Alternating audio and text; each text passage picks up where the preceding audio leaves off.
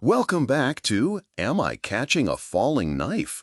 The podcast where we try to figure out if these plunging stocks are a bargain in the making or a trap waiting to snap. I'm your host, Dave, and today we're putting a major broadband player under the microscope, Charter Communications, ticker CHTR. This stock has taken a serious hit recently, plummeting over 22% in just the last 10 days.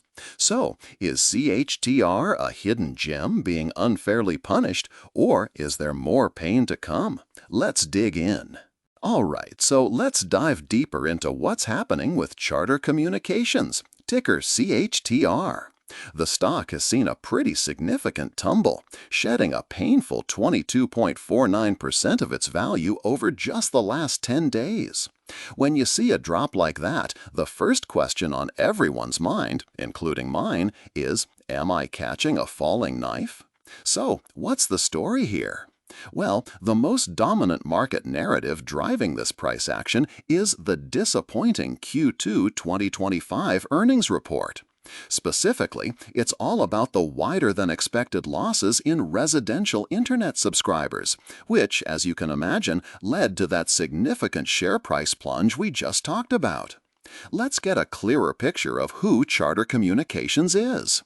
Operating under the familiar Spectrum brand, CHTR is a major player in broadband connectivity and a cable operator across 41 states. They offer a comprehensive suite of services: internet, video, mobile, and voice, serving both residential customers and a wide array of businesses, from small and medium enterprises to large corporations. They're a core utility for millions, but even giants can stumble. Now, let's get into the numbers. So how did we get to that estimated 15% impact on their earnings outlook? Let's break it down step by step. First, the narrative explicitly states a disappointing Q2 2025 earnings report, driven by wider-than-expected losses in residential internet subscribers, which led to a significant share price plunge. This immediately flags a substantial negative earnings surprise for Q2, and honestly, we expect that negative sentiment and impact to persist and affect their upcoming quarter's performance too.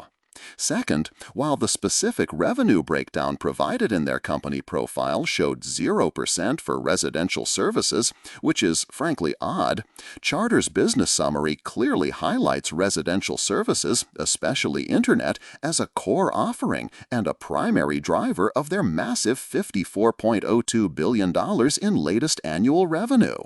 So, losing subscribers in this segment isn't just a minor blip, it's highly impactful to their top and bottom lines. Third, a significant share price plunge right after an earnings report typically correlates with a substantial earnings per share or overall earnings miss, usually in the range of 10 to 25% from what analysts had previously expected. This isn't just a bad quarter. It signals a material reevaluation by the market of the company's short to medium-term profitability outlook. The street is recalibrating its expectations. Fourth, the phrase wider-than-expected losses is key here. It tells us that the negative trend in residential internet subscriber attrition is more severe than previously anticipated.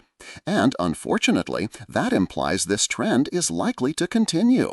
Consequently, we anticipate that analysts will significantly revise down their earnings estimates for the upcoming quarter to reflect this new, weaker outlook. And finally, based on this implied magnitude of disappointment and the clear persistence of the underlying issue impacting their high-margin internet services, we estimate that Charter's upcoming quarterly earnings will likely be approximately 15% lower than previous market expectations. That's a significant downward revision in their profitability outlook due to these subscriber losses. To get a fair value for CHTR, I ran our discounted cash flow, or DCF model.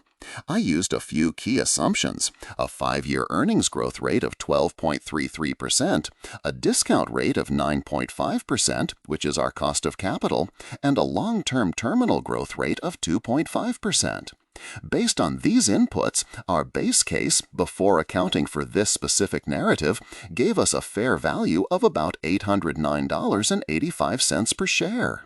Now here's where our narrative comes in.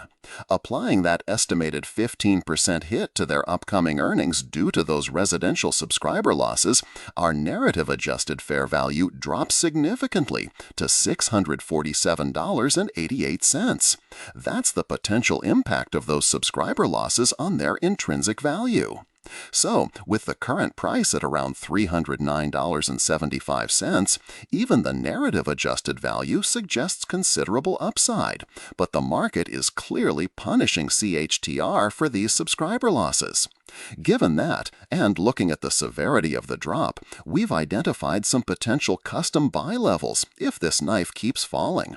We're looking at initial levels around $250, then deeper down at $185, and for the truly long-term, extremely patient investor, even as low as $75. These are points where the market might be overselling, presenting a potential opportunity. Alright, so to wrap things up on CHTR, remember folks, this isn't financial advice. It's an analysis to help you think through these situations. Always do your own thorough research before making any investment decisions. Thanks for tuning in to Am I Catching a Falling Knife? I'm Dave, and I'll catch you next time.